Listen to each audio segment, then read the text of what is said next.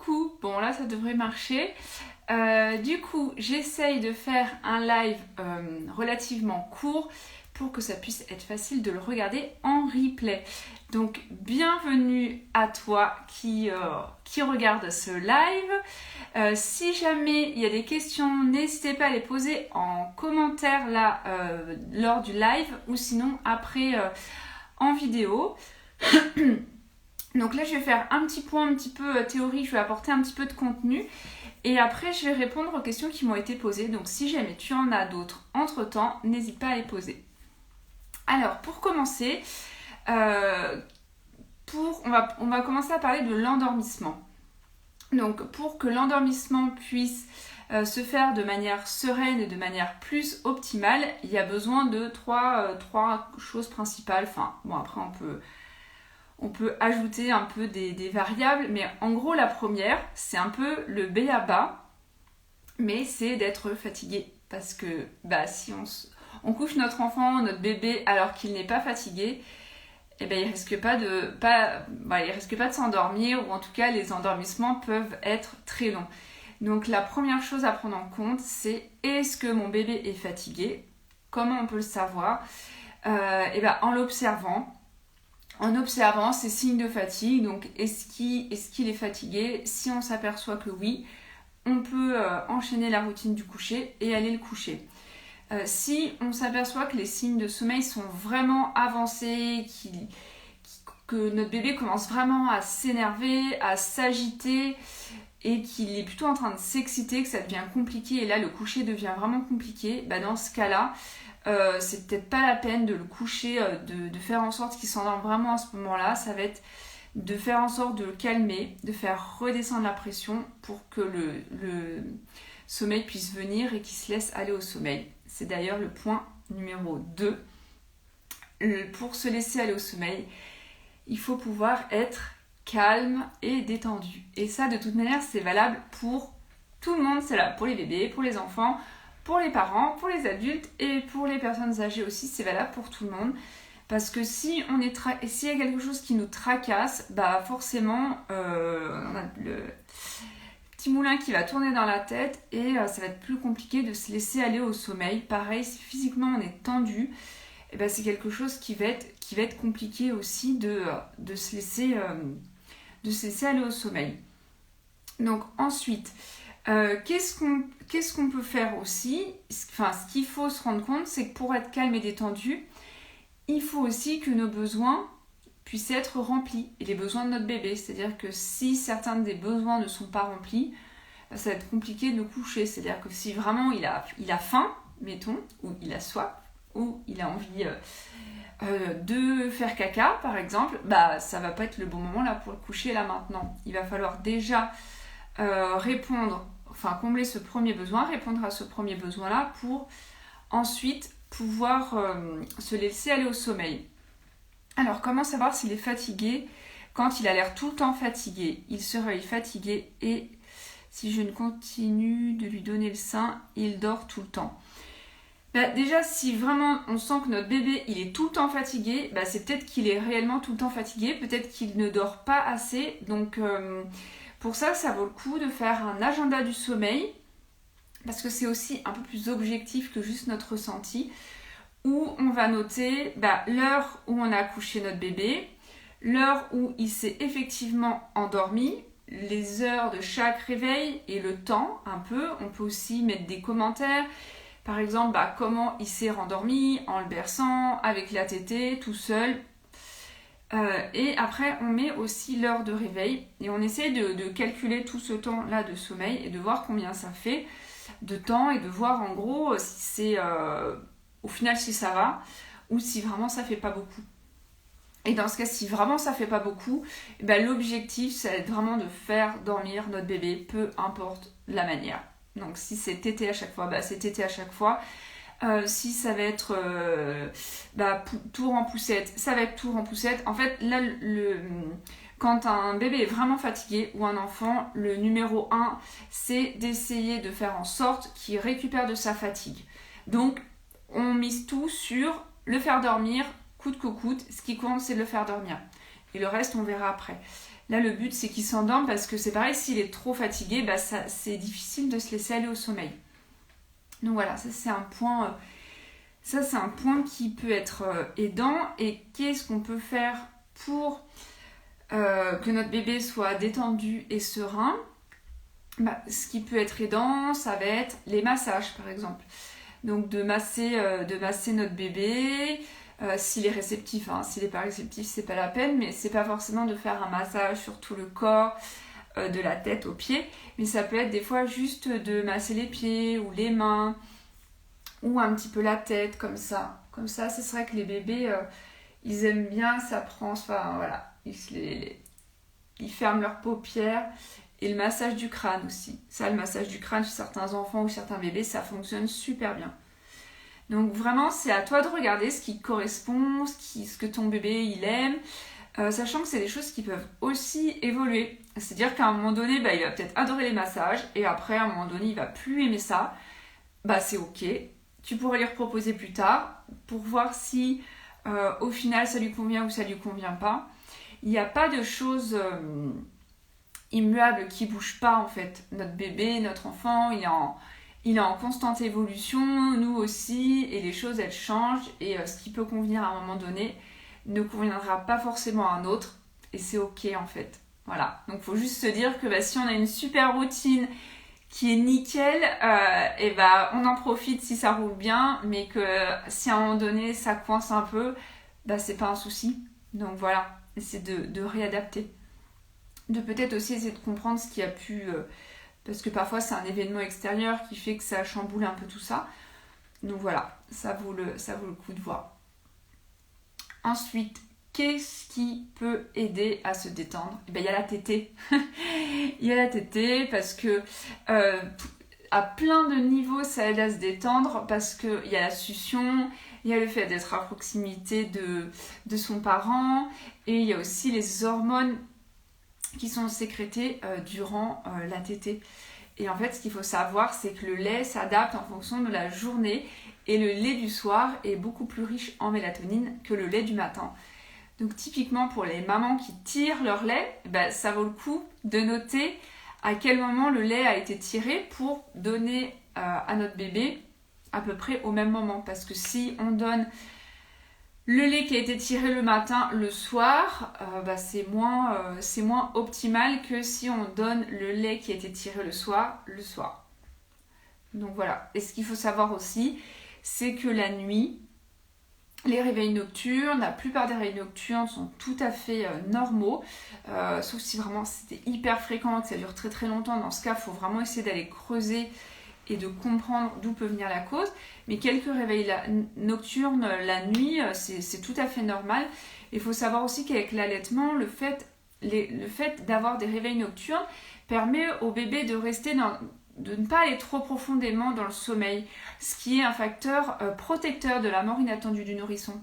Donc ça, c'est vraiment quelque chose qu'on n'entend pas assez, et que j'aimerais que ça rentre un petit peu dans les oreilles.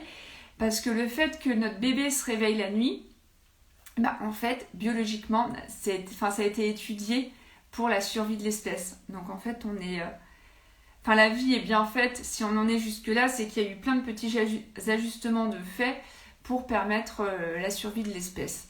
Même si effectivement, notre environnement n'a pas grand-chose à voir avec l'environnement de l'homme des cavernes.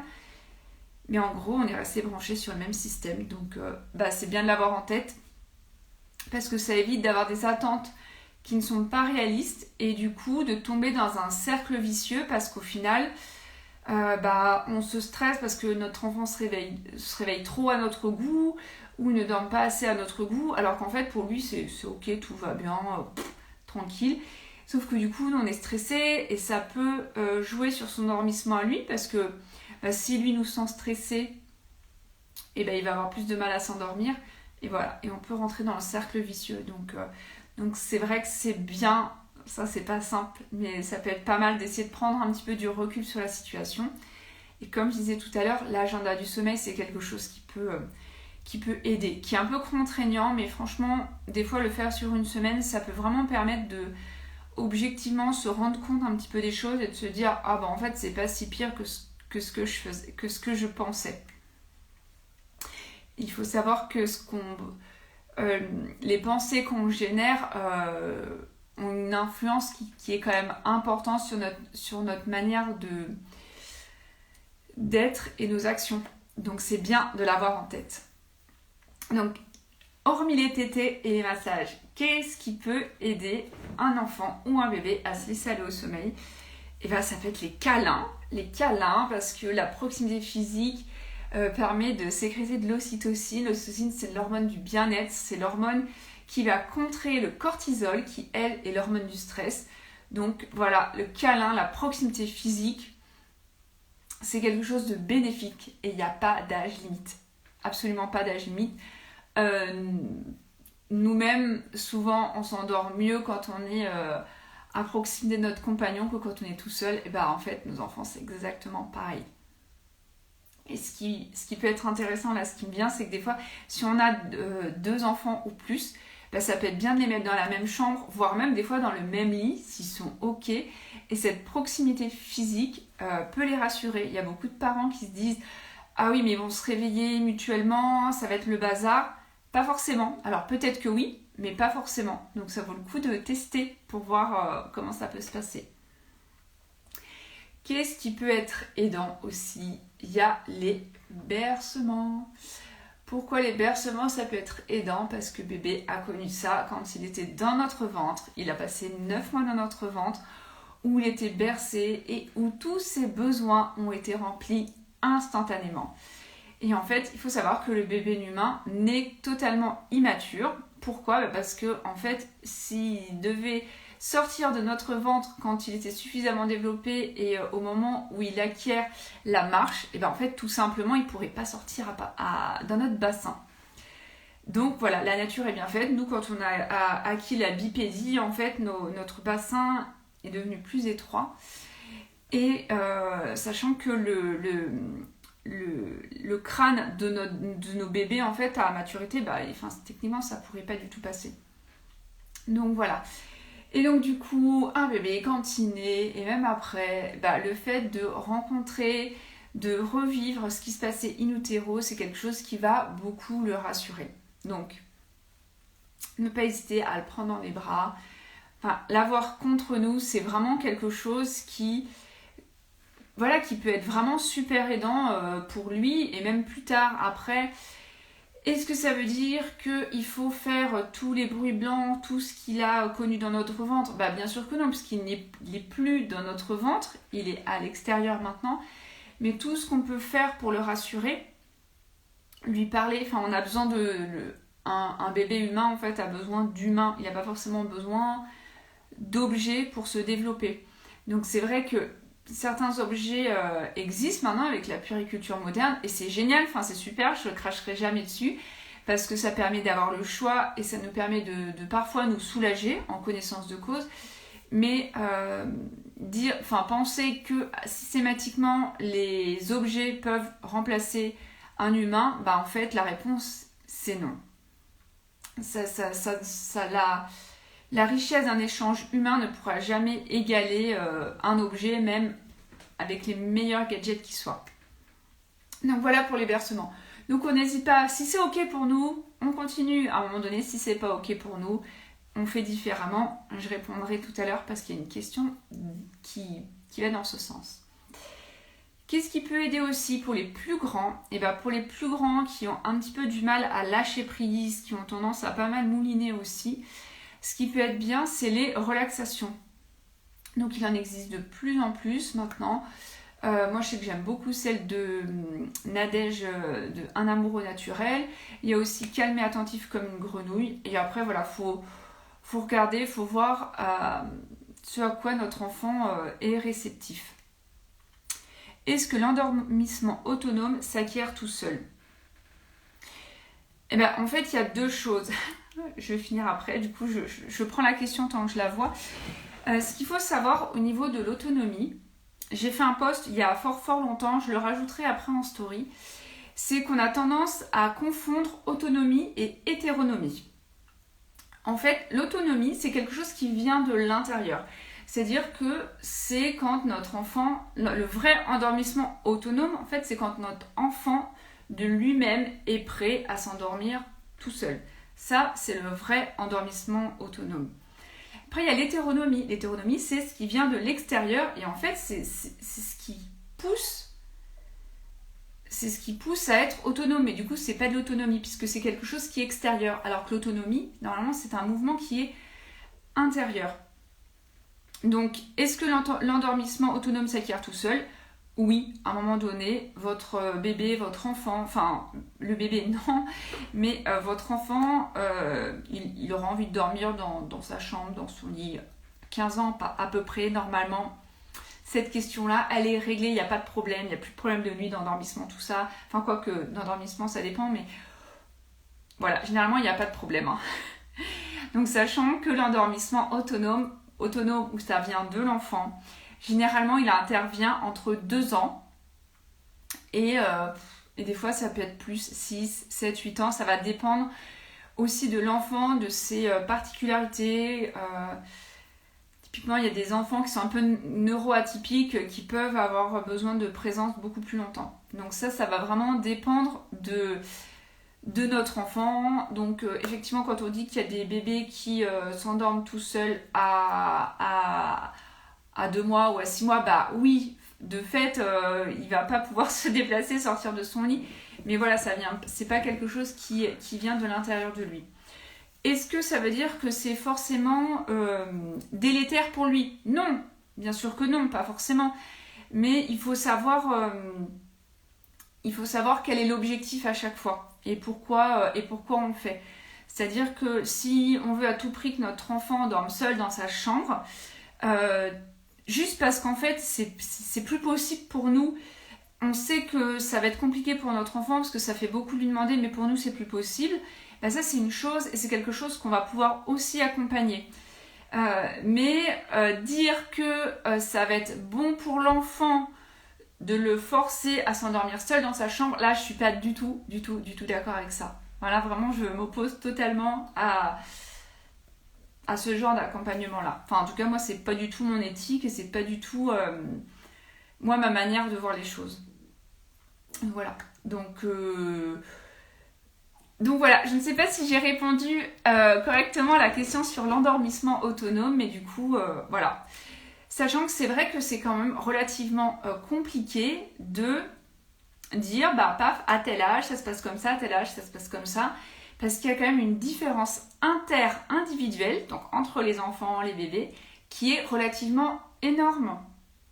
Et il y a des bébés qui, à 6 mois, vont dormir toutes les nuits, 8 heures par nuit, sans se réveiller, et tout ça. Et ça, c'est ok, il y en a. Alors, c'est pas une majorité, mais enfin, il y en a quand même.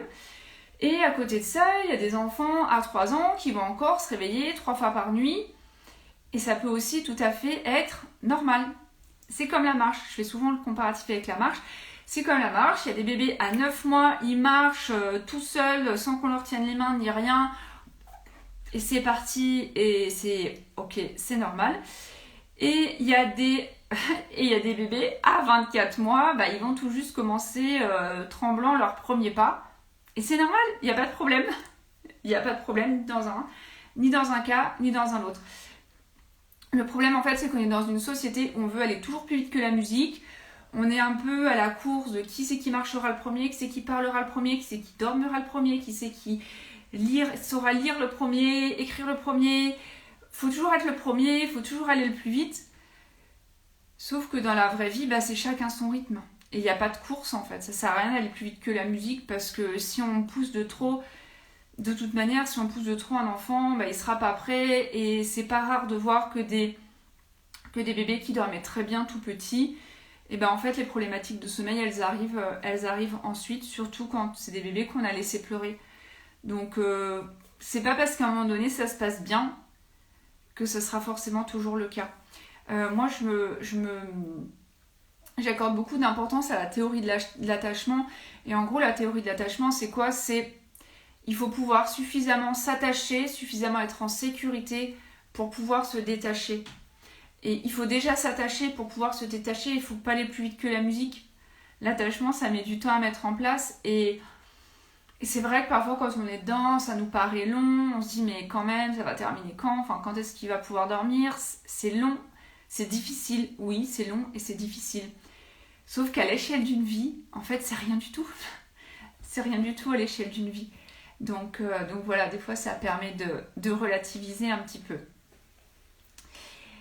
Donc, voilà pour cette digression. Donc, je rappelle, prérequis au sommeil, le numéro 1, c'est d'être fatigué. Le numéro 2, c'est d'être détendu, calme et serein. Et le numéro 3, c'est d'être dans un environnement propice. Parce que forcément, si on est dans un endroit, par exemple, où il y a une forte luminosité et qu'on est sensible à la luminosité, et ben c'est quelque chose qui peut être dérangeant.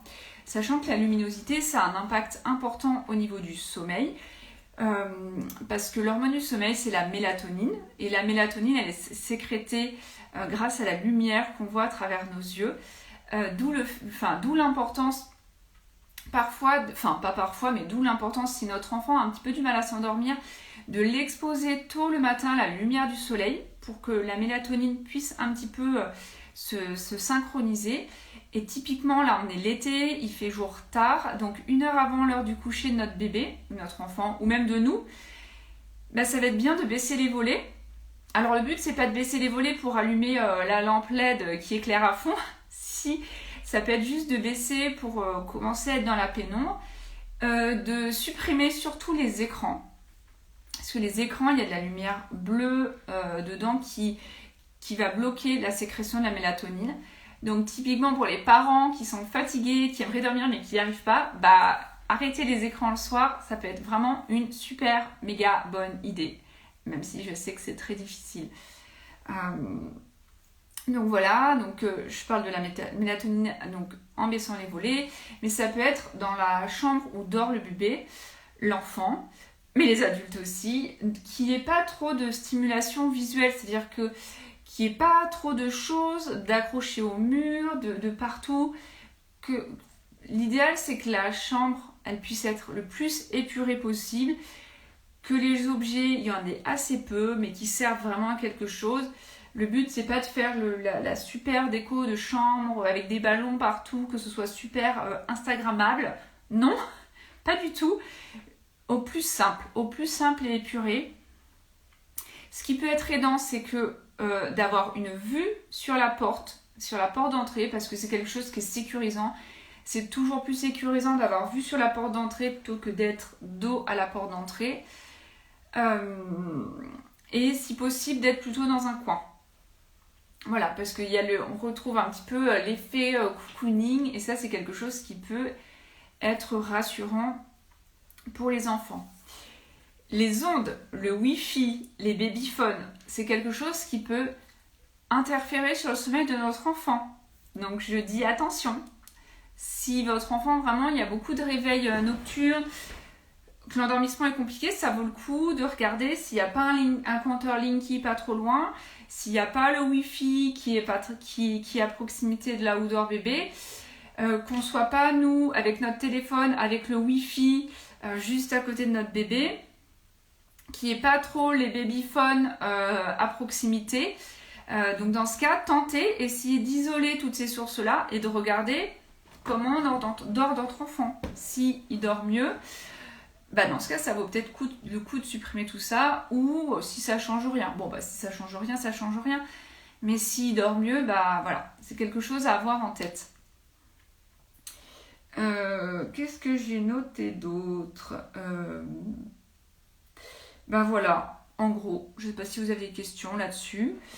En gros, moi, ce que j'ai noté, c'était quand même l'importance d'observer son enfant pour mieux le comprendre, pour voir comment il fonctionne, s'il a des sensibilités particulières, et du coup, pouvoir s'adapter à lui et à ses fonctionnements. Et ce qui est valable pour un enfant n'est pas forcément valable pour l'autre, mais c'est valable aussi dans une fratrie. Ce qui est valable pour un aîné ne sera pas forcément valable pour un second. Ensuite, on va parler des routines. Donc, en quoi les routines, ça peut être aidant ? Bonjour, mon enfant qui a 2 ans et 8 mois a beaucoup de difficultés pour s'endormir.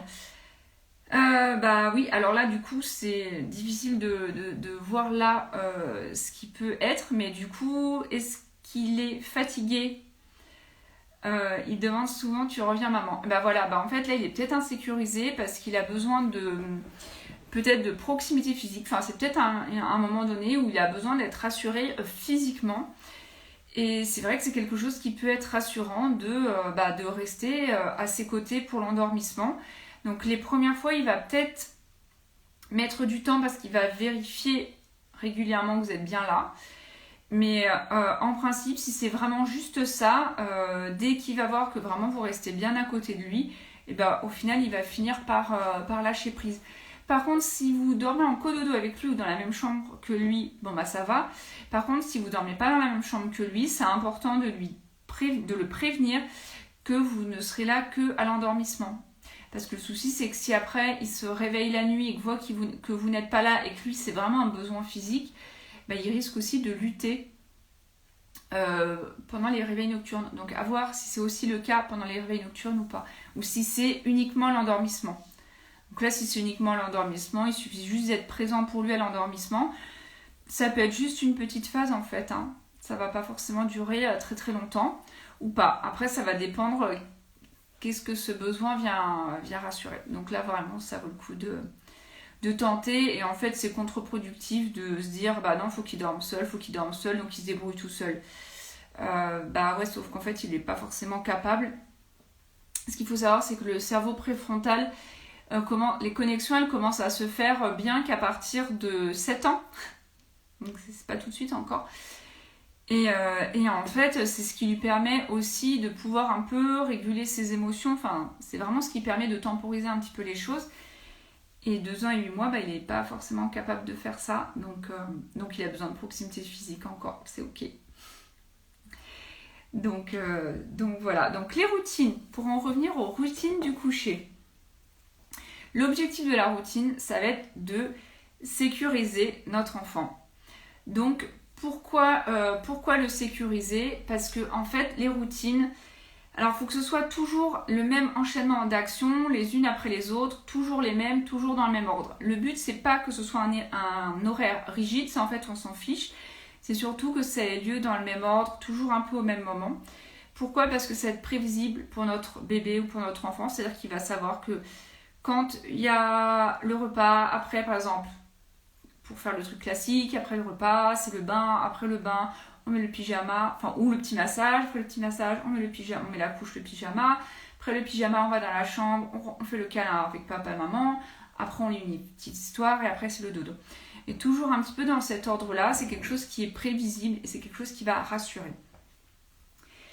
Il y a des bébés, des enfants qui sont très réceptifs, d'autres qui sont moins réceptifs. Les enfants, il faut que ce soit toujours carré, millimétré, toujours pareil. Enfin, si on le fait pas, ça met tout, ça fait tout, le soufflet retombe, ploup.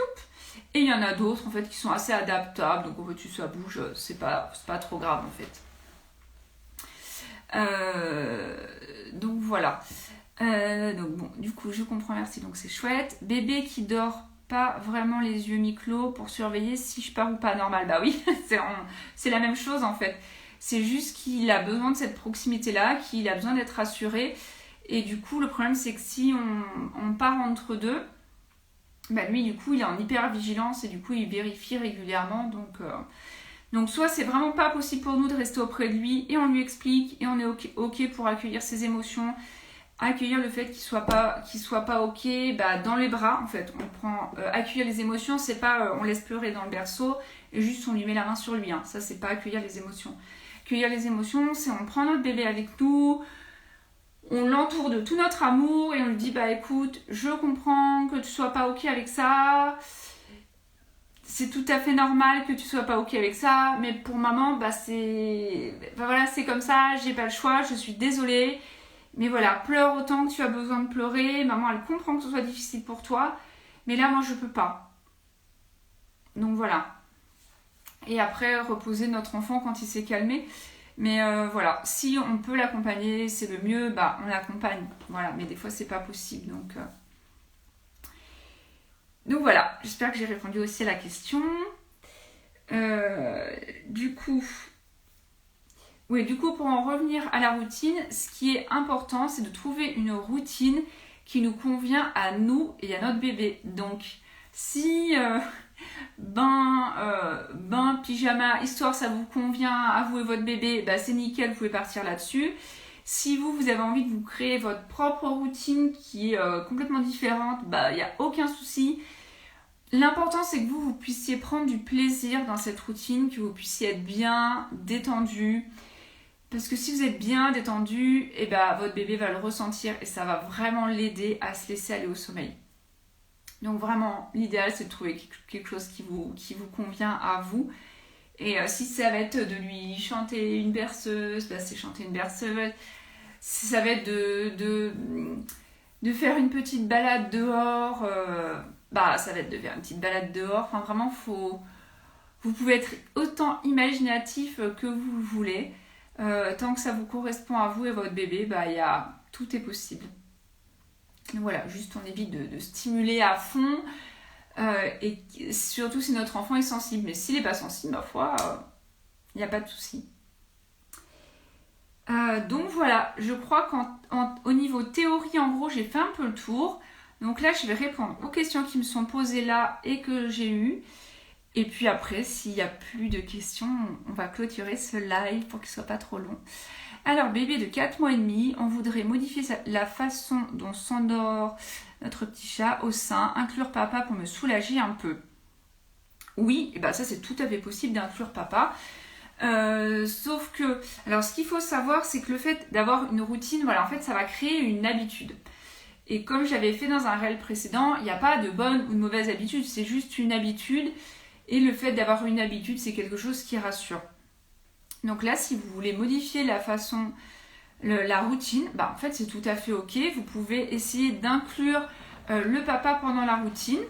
Donc vous pouvez aussi y aller progressivement, c'est-à-dire que si vous avez l'endormissement au sein et que pour l'instant, bah, l'endormissement au sein, c'est quelque chose qui vraiment fonctionne bien.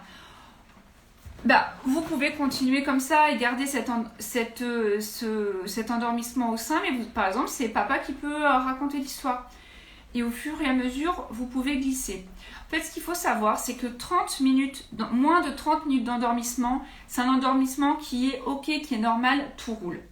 Donc si vous faites des changements, mais que ça dure plus de 30 minutes, c'est qu'il y a peut-être trop de changements qui ont été faits ou trop brutalement. Donc on essaye... À chaque fois, l'objectif, c'est de revenir à moins de 30 minutes. Et on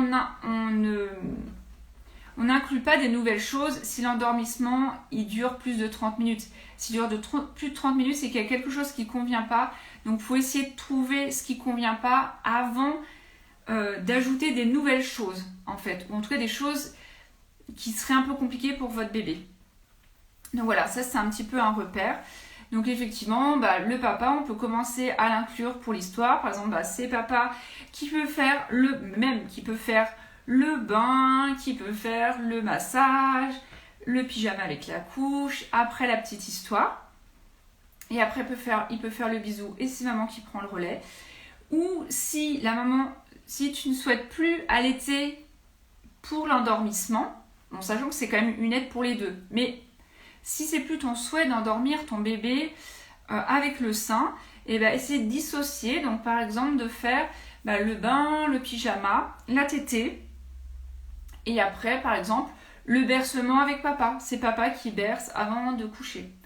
Où il y a l'histoire et en gros ce qui est bien c'est l'histoire ça va peut-être stimuler un petit peu plus. Donc ce qui peut être, ça peut être effectivement la tétée avec maman et après le bercement avec papa et c'est papa qui dépose dans le lit. Ça peut vraiment être quelque chose qui peut être aidant. Alors, endormissement, 30 minutes avec toute la routine. Alors, pas forcément avec toute la routine, c'est-à-dire qu'effectivement, le bain plus le pyjama et tout ça, non, ça compte pas dans les 30 minutes. Les 30 minutes d'endormissement, ça va par exemple démarrer au moment où on est dans la chambre et on va faire la tétée, ou on va commencer à bercer, ou à la limite on peut inclure l'histoire dedans, on n'est pas non plus à la minute même, mais en gros c'est le moment où on est vraiment prêt à dormir, donc dans le lit ou juste à côté, enfin là, vraiment le lit quoi. Ensuite, je remonte. Pour la routine du soir, pour l'endormissement, peut-on faire une promenade le soir, mais vu l'été avec la lumière, ça va pas forcément aider. Voilà, alors après ça dépend.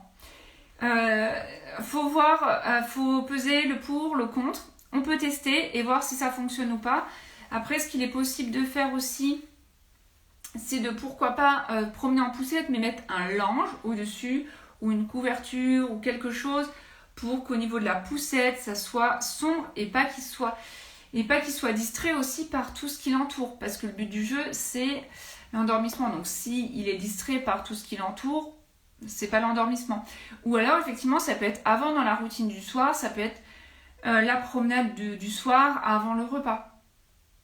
Quelque chose comme ça. Enfin voilà, là c'est vraiment quelque chose d'inclure. Si la promenade c'est quelque chose qui est aidant pour le sommeil, bah à voir quand on peut l'inclure. Mais le but après de la routine, c'est quelque chose qui puisse être quand même relativement, à terme, relativement simple et qu'on puisse mettre en place facilement aussi. Donc voilà, à voir. De toute manière, il n'y a jamais de... il faut absolument faire ça ou ne jamais faire ça parce que il y a un truc, ça peut, on va dire, ne jamais faire ça, en fait, ça va super bien fonctionner sur notre enfant. Et d'autres, non, faut faire absolument ça et ça va pas du tout fonctionner. Donc, vraiment, c'est l'observation de notre enfant qui va aider. On se lie comme ça, on apprend à se connaître, à grandir ensemble et c'est ça qui fait qu'on apprend après quelles sont les préférences de notre bébé, quel est le petit truc qui vraiment va l'aider. Il y a certains enfants, ça va être d'avoir le doudou placé comme ça sur les yeux, c'est quelque chose qui va vraiment les aider à s'endormir. Donc voilà. Bébé de 9 mois qui n'enchaîne pas les cycles sans le sein, parfois cycle de 30 minutes, c'est épuisant, quoi faire ? Si c'est systématiquement à chaque cycle, là ça vaut le coup d'aller creuser sur s'il n'y a pas des freins, s'il n'y a pas des allergies alimentaires, s'il n'y a pas des tensions. Quoi d'autre En gros, là, c'est des trucs qui me viennent. Donc, typiquement, voir si ça vaut le coup d'aller voir un ostéopathe pour vérifier qu'il n'y a pas de tension. Et essayer de faire vérifier le frein, s'il n'y a pas de frein de langue ou de lèvres, ou si c'est le cas, comment faire en sorte d'améliorer tout ça, sachant que si c'est une problématique de frein, généralement ça joue aussi au niveau de l'allaitement. Il y a un allaitement qui est généralement un peu plus compliqué, ou beaucoup de ref ou des choses comme ça. Donc ça vaut le coup d'aller creuser parce que normalement, systématiquement, à chaque cycle, ça peut être une petite phase. Ça peut être une petite phase où il y a des pré-acquisitions. Donc ça, c'est normal. C'est normal juste avant une acquisition d'avoir plus de réveil. Mais si c'est systématiquement, tout le temps, depuis toujours, il faut aller creuser. Parce que là, non, pour le coup, c'est pas normal. Donc voilà pour cette question. Donc je l'endors au sein. Si je souhaite l'endormir sans, si papa n'est pas là, le bercement sera davantage compliqué car il aura l'odeur du lait et sera compliqué. Comment faire ? Ouais, bah oui, là c'est compliqué. Ça peut être aussi quand maman s'occupe de l'endormissement, ça peut être le sein, et si maman elle est pas là, c'est papa et il n'y a pas le sein. Parce que ça, les enfants savent. Au niveau de l'endormissement, si nous on les endort au sein, ça ne veut pas dire qu'il n'y a personne d'autre qui peut les endormir. Ça, c'est pas vrai du tout. C'est-à-dire que les enfants ont quand même une capacité d'adaptation et ils peuvent s'endormir chez les grands-parents ou chez la nounou ou à la crèche d'une autre manière sans avoir le sein. Et c'est pas un souci. Par contre, c'est sûr que si c'est nous, là c'est plus compliqué. Donc, soit il y a deux choses en fait. Soit nous, c'est plus du tout ok pour nous d'endormir au sein. Et dans ce cas-là, on va être ferme avec notre bébé, lui dire non, l'endormissement au sein, c'est plus possible, c'est pas ok pour moi. Dans ce cas, ce qui va être sûr, c'est qu'il va protester. Donc d'accueillir aussi ces pleurs-là, ça peut durer un petit moment, sur plusieurs jours. Donc vraiment être ok avec ça. En fait, c'est là où on va placer la balance de je veux vraiment plus l'endormir au sein à j'accueille ses pleurs quoi. Mais voilà, c'est difficile. Donc où est-ce qu'il situe la balance ? et quelle est d'où vient notre motivation aussi. Si c'est pour répondre à des attentes extérieures, dans ce cas-là, généralement, c'est pas du tout une bonne idée. Ou si c'est vraiment nous, à l'intérieur de nous, en tant que maman, c'est plus ok pour nous. Et là, par contre, c'est tout à fait ok, ça s'accompagne. Et il n'y a pas de souci. Donc voilà, d'où ça vient. Ça, franchement, c'est une question qui est vraiment ultra importante à se poser. Et quand avec le papa, on n'est pas d'accord, ce qui peut arriver, hein, ce qui va arriver même... ce qui est bien, c'est d'essayer de pouvoir discuter avec le papa et d'essayer de comprendre pourquoi, quelle peur il peut avoir. Parce que généralement, voilà, il y a beaucoup de clichés aussi derrière et c'est important aussi de pouvoir échanger avec lui. Et typiquement, ça vaut le coup aussi de pouvoir prendre une consultation avec le papa. Moi, je fais des consultations avec le papa. Quand le papa ne peut pas être présent, comme c'est des consultations en visio, je peux enregistrer la visio et du coup, le papa peut regarder la consultation après, peut me poser les questions s'il y en a après, il n'y a pas de problème. Moi, je réponds aux deux parents. Enfin, vraiment, ça, c'est pas un souci. Et c'est quelque chose que je vous invite à faire parce que... c'est vraiment important et parfois les papas, en fait, ils entendent juste ce que la belle-mère, la boulangère peuvent dire et s'arrêtent à ça et parce qu'effectivement, ce serait tellement plus simple, mais en fait, c'est plus compliqué que ça, quoi. Donc voilà. Je suis ok pour accompagner mon enfant pour l'endormir, mais lorsque ça dure plus d'1 heure, ça devient épuisant pour tous les soirs. Voilà, alors là, ça veut dire que plus d'1 heure, donc c'est que l'endormissement, c'est quelque chose qui n'est pas ok. Donc il faut essayer de comprendre ce qu'il en est, est-ce qu'il est trop fatigué, est-ce qu'il est bien couché au bon moment et pas quand c'est trop tard. Est-ce qu'il y a quelque chose dans son environnement, dans son quotidien qui a changé et qui fait qu'il y a une angoisse particulière. Tout ça, ça vaut le coup d'aller creuser. Est-ce que, si par exemple il est sensible à la luminosité, est-ce qu'on a bien baissé les volets avant ?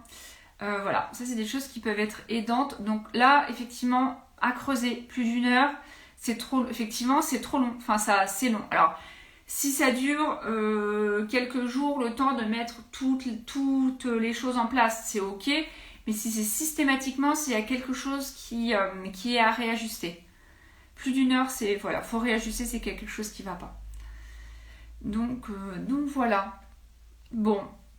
Et je crois que je suis arrivée au bout des questions. Donc si jamais tu en as une, pose-la vite là maintenant. Si tu en as une plus tard, n'hésite pas à la poser dans le commentaire du live. J'y répondrai par écrit, mais c'est vrai que c'est toujours plus facile pour moi en tout cas de répondre par oral que par écrit. Alors, du coup il y a des questions. Papa porte bébé dos à lui depuis toujours. Est-ce un souci pour l'endormissement dans une création de routine? Dos à lui, c'est-à-dire en ventral, mais dos à lui ou dans son dos. Parce que dans son dos, c'est pas un souci en fait. En ventral, c'est moins conseillé parce que du coup, le bébé est tourné vers l'extérieur, donc du coup, il y a plus de stimulation. Donc là, ce qu'on peut faire, c'est effectivement, ça peut être endormissement. Papa qui endort en porte-bébé, mais plutôt bébé face poitrine contre poitrine ou poitrine contre dos. Hein, ça vraiment, plus je recommande comme ça, plus que face au monde où là, déjà on est moins en position physiologique, déjà il y a moins la position d'enroulement qui est sécuritaire, enfin qui est sécuritaire, pas sécuritaire dans le sens sécurité, mais dans le sens où le bébé se sent plus en sécurité quand il y a vraiment cette position d'enroulement là. Donc, mais oui, introduire papa pour la routine du coucher en porte-bébé, mais alors on y va sans souci. Alors, du coup, mon bébé de 9 mois, je l'allaite, peut-il dormir chez les grands-parents ? 9 mois, on peut tenter. Alors, ce qui peut être pas mal, ça va être de... est-ce qu'il passe déjà du temps chez ses grands-parents ? Est-ce qu'il les connaît bien ? Donc, dans un premier temps, ce qu'on peut faire, c'est tenter pour les siestes. Et en gros, être pas très très loin dans les parages, comme ça, si vraiment ça tourne vinaigre. Bon, après pour les siestes, soit ils peuvent au pire dégainer la poussette et faire l'endormissement en poussette. Si vraiment c'est trop compliqué, nous, on peut réintervenir. Donc ça peut être de commencer sur les siestes. Et si les siestes, ça se passe bien, de tenter les nuits. Si les grands-parents sont OK pour l'accompagner dans son sommeil, il n'y a pas de problème en fait. Il n'y a pas de problème, 9 mois, il n'y a pas de problème. Ça vaut le coup de tenter. Après, ce qui peut être pas mal, c'est de faire un test, donc d'être à proximité. Si vraiment les grands-parents sont trop en galère, de pouvoir prendre le relais. Mais non, on peut essayer de tenter, c'est pas un souci. La nuit, mais pour l'endormissement, c'est soit le sein, soit le sein. Il faut tenter avec papa après. Faut tenter avec papa. Après, c'est vrai que 9 mois, ça peut être une période aussi où les enfants peuvent être vraiment plus tournés vers... c'est une période d'autonomisation aussi, mais les enfants ont vraiment un petit peu dans une période d'attachement un peu plus importante. Donc, c'est pas la peine de faire du forcing. On peut tenter 1, 2, 3 fois. Si vraiment ça fonctionne pas, on arrête, on retente plus tard, quoi. Ah oui, la nuit... Ah oui, donc la nuit, en gros, la nuit, le papa peut prendre le relais, mais l'endormissement, c'est ça ou ça. Après, si c'est OK, c'est OK. Et si c'est pas OK, c'est accueillir ça. Pour lui, ça va être compliqué, donc ça peut durer un petit moment. Mais vraiment, alors voilà, pour toi, si c'est vraiment pas OK, c'est pas OK, quoi. Et c'est OK que ce soit pas OK. Bébé, 8 mois, toujours endormi au sein, plus réendormissement au sein.